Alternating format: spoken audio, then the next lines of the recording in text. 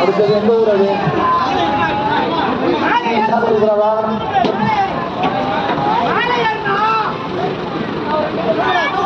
அடுத்தபடியாக முக்கிய சீனிவாச பெருமாள் குளமாட்டம்.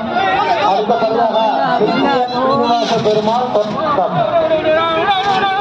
அடுத்த பெருமாள் குளமாட்டம் இருக்கும்படி கேட்டுக்கொள்கிறோம்.